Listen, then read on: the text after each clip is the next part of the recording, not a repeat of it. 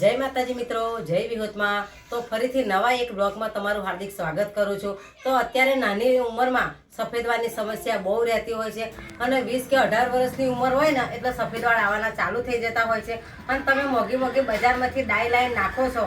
એનાથી તમે એકવાર ડાઈ નાખો ને એટલે તમારા સફેદ વાળ વધારે વધવા માટે ઓછા ના થાય અને તમે એક કે બે વાર એનું માથું ધોવો તો તમારી ડાઈ જતી રહી છે। તો તમે કેમિકલ વાળી બજારમાંથી ડાઈ લાઈન નાખો છો તો નુકસાન શું થાય છે? તમારી આંખોને નુકસાન થાય છે, તમારા વાળને નુકસાન થાય છે, તમારી ચામડીમાં જો ડાઈ ઉતરે ને તો તમને આંખોમાં લાઈ બળે, તમને મગજમાં દુખાવો થઈ જાય કે અવનવી તમે કેમિકલ વાળી મોંઘી ડાઈ લાઈન નાખો છો ને તો તમારા વાળ સફેદ તો નહીં થાય, કાળા તો નહીં થાય, પણ સફેદ વાળ તો તમે મોંઘી ડાઈ લાઈન નાખતા હોય ને તો તમારે એવું છે કે હું ડાઈ લાઈન નાખીશ ને એટલે મારા કાળા વાળ થઈ જશે અને બીજી વાર સફેદ નહીં થાય। પણ આ તમારું ખોટું વિચારું છે કે તમે મોંઘી ડાઈ લાઈન ગમે એવી ડાઈ લાઈન તમે નાખશો ને તો 2 કે 3 દિવસ તમારા માથામાં એનો કલર લેશે, પછી તો તમારા જેવા સફેદ વાળ હશે ને એવા દેખાવા મળશે અને તમે એનાથી હેરાન પરેશાન થઈ જશો। પણ આજે હું તમને જો નુસ્ખો બતાવું છું અને જો હું ડાઈ બનાવવાની છું ને એ તમે જો એક જ વાર એનો ઇસ્તેમાલ કરશો ને તો તમારા જિંદગીભર વાળ છે ને ધોરા નહીં થાય અને કાળા રહેશે, કાળા કોલસા જેવા। તો તમારે એના માટે મારો વિડીયો પૂરેપૂરો જોવો પડશે કે હું તમને કેવી નેચરલી ઘરેલું ડાઈ બનાવીને બતાવું છું। તો તમારે શું કરવાનું છે? આ જે આ છોડા છે ને સોના કરતાં પણ મોંઘા છે, આ બજાર આને આપણે ઘરે ફોલી અને આપણે નાખી દઈએ છે। તો હવે તમારે એવું નથી કરવાનું, આને નાખી નથી દેવાના।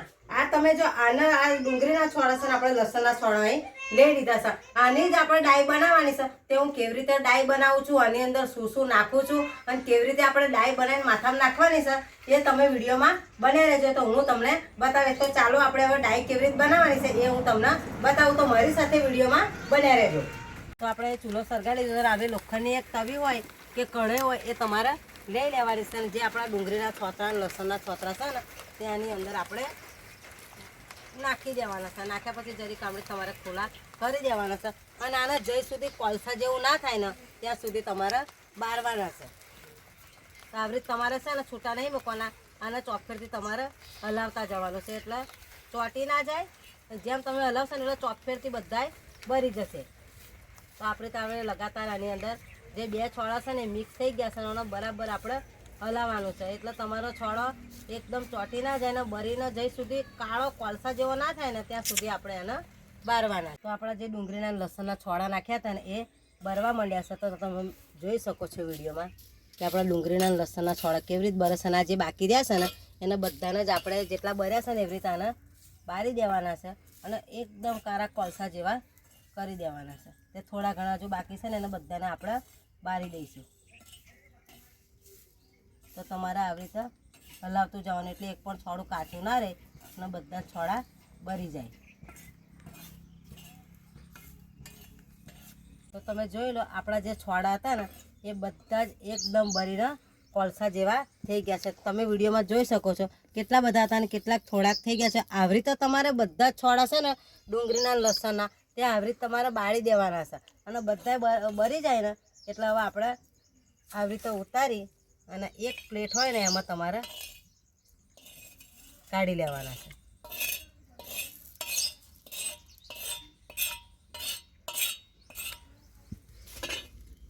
જોઈ લો આપણે લસણ ડુંગળીના છોડા એકદમ કાળા કોલસા જેવા થઈ ગયા છે અને હવે અને આપણે કેવી રીતે ડાઈ બનાવવાની છે ને એ પણ હું તમને બતાવીશ। પણ મારી સાથે વિડીયોમાં બન્યા રહેજો કે આપણે ડુંગળીના અને લસણના છોતરાને તો બાળીને કોલસા જેવા કરી નાખે છે, પણ આની અંદર હજુ આપણે શું શું નાખવાનું છે ને એ પણ હું તમને બતાવીશ। તો મારી સાથે વિડીયોમાં બન્યા રહ્યો કે આપણે ઘરે નેચરલી વગર કેમિકલની ડાઈ કેવી રીતે બનાવવાની છે એ પણ હું તમને બતાવી દઉં।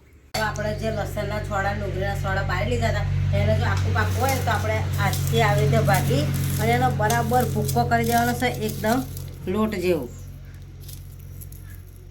તો આપણે એનો બરાબર ભાગી નાખવાનું છે અને લોટ જેવું કરી નાખવાનું અને તમને એવું લાગે કે મેં છોડું તો કાચું રહી ગયું છે તો તમારે એને કાઢી લેવાનું છે અને બરાબર એને મચડવાનું છે હાથથી, એકદમ લોટ ના થાય ને એવું તમારે એને કરી દેવાનું છે અને પછી એના અંદર આપણે શું નાખવાનું છે ને એ પણ હું તમને વિડીયોમાં બતાવી દઉં કે આપણે જ્યાં લસણના ડુંગળીના છોડા હતા જોઈ શકો છો તમે એકદમ કાળા કોલસા જેવા થઈ ગયા છે। હવે એની અંદર તમારે શું નાખવાનું છે?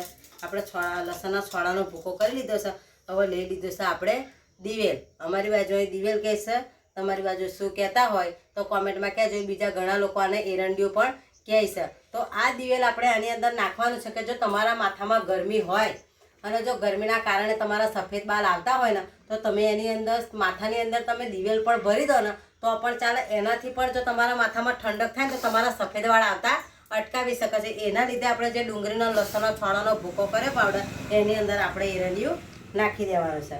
તો અહીંયા મેં થોડું એરંડી લીધું છે અને એનો બરાબર જે આપણો પાવડર હતો એની અંદર આપણે મિક્સ કરી દેવાનું છે. લસણનો છોડો, ડુંગળીનો છોડો ને એરંડું. હવે આની અંદર આપણે બીજું શું નાખવાનું છે એ પણ હું તમને વિડીયોમાં બતાવીશ. એની અંદર આપણે એરંડી તો નાખી દીધું છે. હવે આની અંદર આપણે નાખવાનું છે નારિયેળનું તેલ. એટલે આપણે જો આની અંદર આવી રીતે નારિયેળનું તેલ તમારે નાખી દેવાનું છે. નારિયેળનું તેલ, એરંડિયું અને જે આપણો લસણનો ડુંગળીનો પાવડર છે ને એનો બરાબર આપણે મિક્સ કરીને એક જીવ કરી નાખવાનો છે અને તમારે આવી રીતે હલાવવાનું છે. જોઈ લો, આ ડાય તમે એક જ વાર નાખશો ને તો તમારા વાળ કારા કોલસા જેવા જિંદગીમાં તમને દોરો બાલ જોવા નહીં મળે. એટલે તમે એવું કહેશો કે મારે હવે કેમિકલવાળી ડાય નથી નાખવી, આ જ ઘરે જ ડાય બનાવીને નાખવી છે. એવી આપણે અત્યારે ડાય બનાવી દીધી છે. અને આની અંદર એક વસ્તુ કેવી નાખવાની છે ને એ સિક્રેટ છે, પણ મારો વિડીયો તમે પૂરેપૂરો જોજો તમને ખબર પડશે કે આપણે 4 વસ્તુ તો મિલાવી છે: લસણના છોડા, ડુંગળીના છોડા, એરંડું ને કોપરેલ. હવે આની અંદર આપણે એક જાદુઈ વસ્તુ નાખવાની છે. એ શું નાખવાની છે કે તમારે આવડી જોઈ લો, આ વિટામિન સી નામની લીલી કેપ્સ્યુલ છે. આ કેપ્સ્યુલ તમને ટોરમાં પણ મળી જાય છે. તો આ તમારે લઈ દેવાની છે. આ ના હોય તો તમે ઘરેથી તમારા ઘરના વગડે આપણે એલોવેરા તો હોય જ છે એ તમારે નાખી દેવાની છે. તો આપણે અહીંયા કેપ્સ્યુલને તોડી લીધી છે. આવી રીતે આની અંદર આપણે નાખી દેવાની છે. એક કેપ્સ્યુલ તમારે નાખવાની છે. આના કારણે શું કે તમારા વાળ જો ટાલો હશે ને, માથામાં ટાલ હશે, આછા બાલ હશે ને અને તમને મોટી મોટી ટાલો પડી ગઈ હશે ને, બાલ ફાટતા હશે ને, આ ડાય એવું નહીં કે જેમ એકલા નાખે, લેડીઝો પણ નાખશે ને તો પણ ચાલશે. અને ઓનામાં એરંડિયું છે, કોપરેલ છે, લસણનો છોડો, ડુંગળીનો છોડો. તમારા વાળ જો નાના હશે ને તો મોટા થશે, લાંબા થશે, શાઇની થશે, સિલ્કી થશે. અને એક જ વાર આ તમે ડાય જોયો અને તમારે આને કેવી રીતે નાખવાની છે તમે જોઈ શકો છો. એકદમ કાળી અને ચીકણી મસ્ત આપણી ડાય ઘરેલું થઈ ગઈ છે. ઓને નાખવાનું શું કે તમારે ઓને નાખવી હોય ને તો તમારે ઓને 1 કલાક ઢોકીને મૂકી રાખવાની છે. અને પછી તમારે કેવી રીતે નાખવાની છે કે તમારું માથું હોય ને એટલે તમારે ઉપર ઉપર નહીં નાખવાની. આવી રીતે તમારે આ જો પોમતીએ નાખવાની છે. આવી રીતે કે તમે આ આપણી આ ડાય બનાવેલી છે ને પોમતીએ આવી રીતે નાખી દેશો તો તમારા જે મૂળમાંથી સફેદ બાલ નીકળતા હશે ને એ પણ કાળા નીકળવા માટે જળ મૂળમાંથી. અને ડાય નાખતા પહેલાં એક ધ્યાન તમારે રાખવાનું છે કે તમે માથામાં તેલ નાખો છો કે કોપરેલ નાખો છો.